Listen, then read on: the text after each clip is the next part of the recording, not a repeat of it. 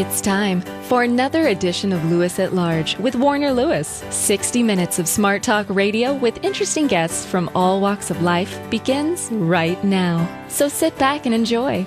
And now, from the flight deck, here's your host, Warner Lewis. Well, welcome everybody to another edition of Lewis at Large. Yours truly, Warner Lewis from the flight deck. And of course, that means some more smart talk radio is in your future. This segment, an interesting one indeed. It is very human. It is very real. And it surrounds us all. And that is the general issue of divorce. How we respond to it, how we rebuild, on and on and on. Our expert today, truly an expert, Dr. Julie Gowthorpe. She received her doctorate in philosophy and social work from the University of Toronto, a master's of social work from McGill University, and her BA with honors from Carleton University. She is a full-time private practicing therapist in family counseling, as well as assessments, on and on and on and on and on. She has appeared on radio shows, television shows, online, and magazines, including Today's Parent, USA. She speaks frequently at professional and organizational seminars, et cetera, et cetera. We are very happy to have her here. Dr. Gowthorpe, how are you, my friend? I'm good. Thank you for having me. You know, there have been numerous works done and writings about divorce, and so the subject is not new, but my sense is here with the work Tainted Love, Why Your Ex is Making You Miserable, What You Can Do About It. This seems very much beyond just sort of theory, some very real solutions here. That's right. Yeah, it's really about how we think about things and how we're going to act on them. And the things that are within our control, not what our former spouse is doing to upset us, but instead what we're going to do about it to make things better. Let me ask you about just the subject of divorce in general. Nobody goes into a marriage obviously thinking, wow, when I get divorced, this is what I'm going to do. But there's a lot written about divorce. It's on television. It's in books. It is everywhere. Why? Boy, this sounds obvious, but from your position as a therapist, why are we so poorly prepared to end a marriage? Well, I think just as you just pointed out, we don't go into it with a plan on how we're going to deal with it when things go wrong. Right. So, and we do know that, around 55% of marriages do go wrong. So being very thoughtful and slowing things down enough for ourselves when we feel like things are just not going in the right direction so that we can respond to them in a purposeful manner. I think that's what happens is that people are very reactionary to things, and that often makes situations worse. I don't want to drift too far off topic, but again, you work with couples, you work with people all the time, all of them slightly different, their situations. Is the institution of marriage, without being too dramatic here, in trouble here, or do we need to start rethinking about what defines and what is marriage and its value? Well, I think that there's many, many really great marriages, and I think that, many married people are very, very happy, right? I think that it's all about what we expect from other people when we're in relationships and whether or not those expectations are being met because, the distance basically between expectations and reality, if they're too far apart, can be disappointment. So we want people to be very realistic about what marriage looks like. And, marriages change over time. If you got married when you're 20 and you're now 40, well, things are going to look a little different from where you started out. So it's always keeping those expectations in check, and not just your own expectations, but those of your partner. Dial back a generation ago, maybe generation and a half, divorce was something that was talked about, but it was certainly a little bit hush-hush, and it was unusual. Well, not unusual, but uncommon. It is very. You and I went to a college campus right now and stopped 100 kids. My guess is more than half would have some kind of disrupted family. What do you attribute a lot of that to?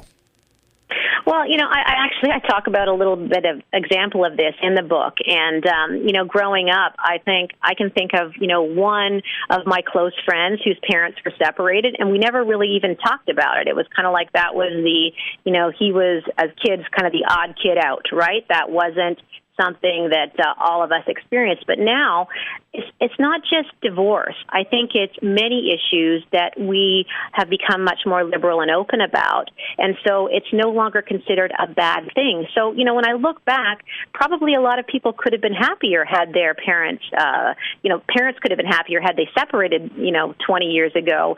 But because it was so hush-hush and such it was always the last resort, that people lived unhappily when perhaps now they would have separated. And so I don't think it's always a bad thing. I think as we grow and we learn that, there's different ways to deal with a situation, one of those things has become separation. And it doesn't have to be the end of the world. In fact, it can make some people's lives better. What are you... Obviously, men and women look at divorce completely differently, and again, we're stereotyping here a little bit. Not all gender responses are identical, but from where you sit, in general, what are the gender differences? How do men look at divorce differently than women? Well, I think even if we look at in marriages, right, I think men have this tendency to want to fix things, right? So, and they can become very, very frustrated when they can't fix it. So if I think about couples that I'm seeing for couple therapy during marriage, men can become very disappointed if their efforts don't fix things quickly. Women, I think, can become very hurt. And again, I'm not stereotyping because, again, individuals, we all have our own response to things. Women tend to, I think, take more time to process things and reflect, where, men, they want to fix it right away and correct it. So those two different approaches can make a separation process very difficult. If you just joined us, yours truly, Warner Lewis, from the flight deck of Lewis at Large Radio. We're talking to Dr. Julie Gowthorpe. She is a therapist, but for this, she's a therapist and marriage counselor and much more than that. But for this discussion, we're talking about a new work by her called Tainted Love, Why Your Ex is Making You Miserable and What You Can Do About It, a 28-day plan. Again, in the issue of divorce, it is rarely does the divorce only affect two people. Share, Dr. Gowthorpe, if you would, a little bit about what you see as its effects on children and even more into the extended family, and how does that play into the post-divorce life and responses? Okay. Well, I think if kids are not doing well, it reflects often their parents' functioning. So when parents do well through the separation process and post-divorce, kids tend to do better. When parents stay locked in conflict, then kids suffer, and that can come out in different ways. They can, show increased worry or anxiety, symptoms of depression. You can see issues at school, behavioral problems come up. And also there's, we have to consider that all kids have different personalities, and they'll respond to different situations in different ways.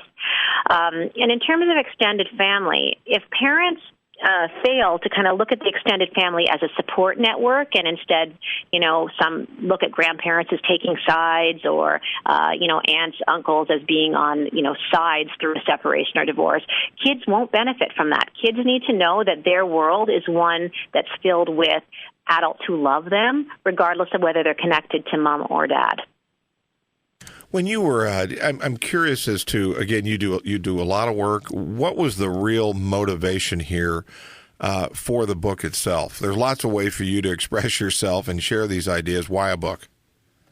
Well, the book was to put something in writing. I did interviews with parents, and I've worked for years in this field with professionals as well. So you mentioned initially my assessment work and working with lawyers. I've worked a lot with family law lawyers and other clinicians, and I really wanted a hands-on tool for people.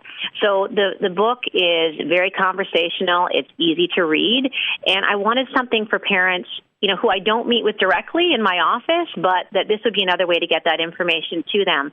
Because I truly believe that when people know better, they do better. And, if they don't have the information on what they need to do, then they can be left spiraling. And when parents are left spiraling, kids are left spiraling. And I really see that in my practice with kids who come in. I can tell if they've had a bad week because of their parents' behavior during a separation or divorce.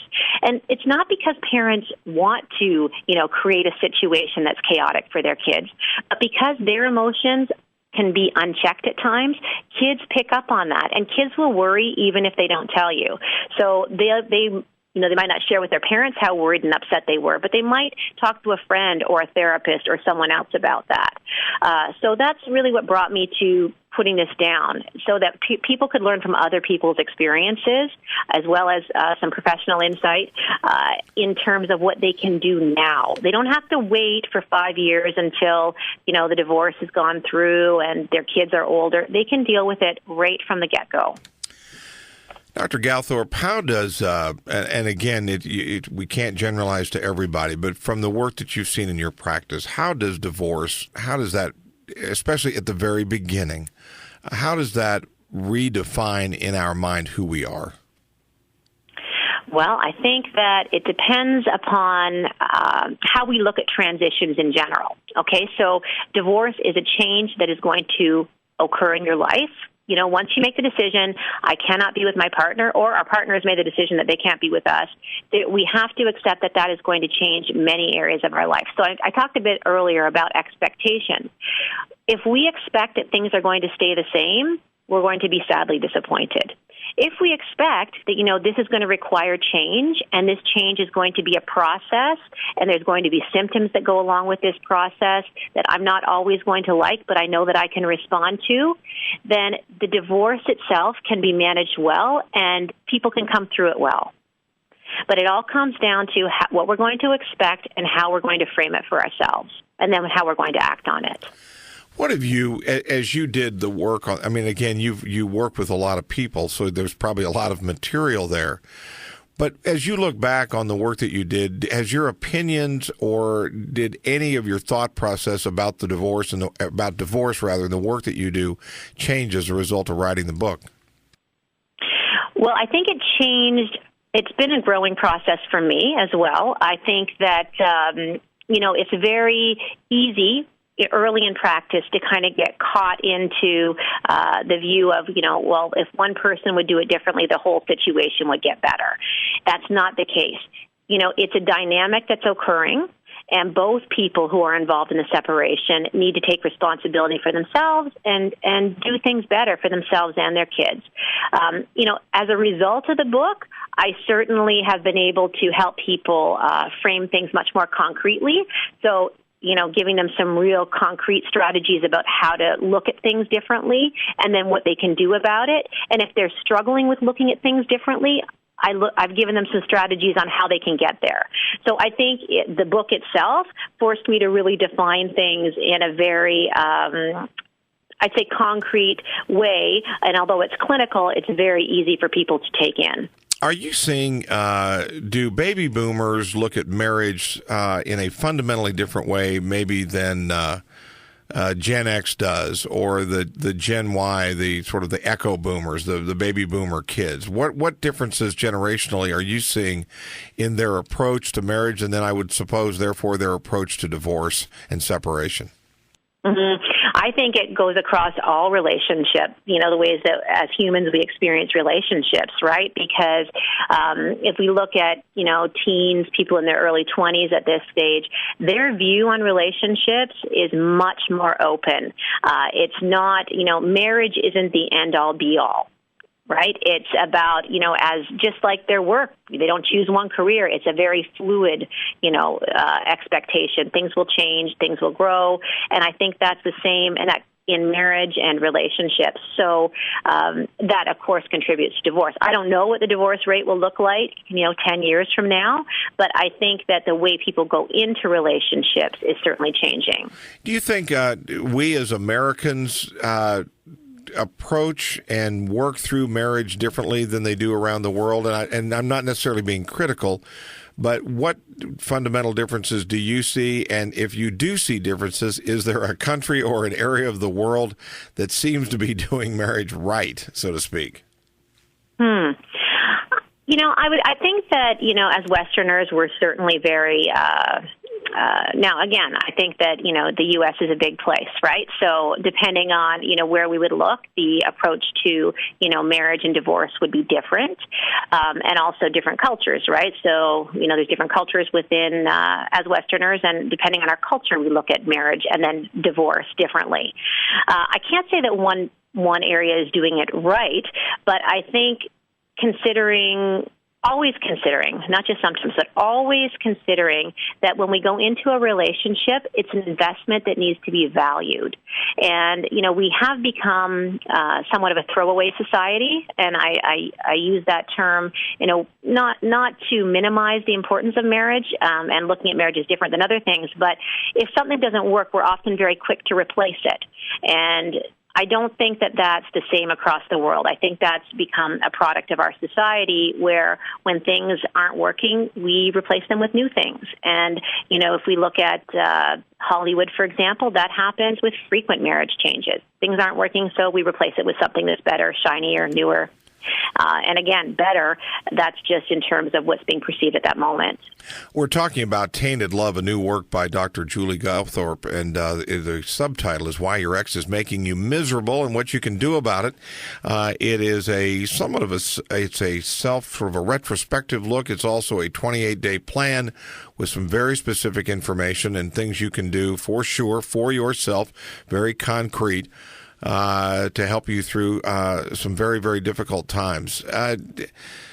Doctor, I'm curious, as you put this sort of 28-day plan together, I know you don't think it's a cure-all, but 28 days seems long enough to really, really start to make some changes, and yet short enough you can stay focused with it.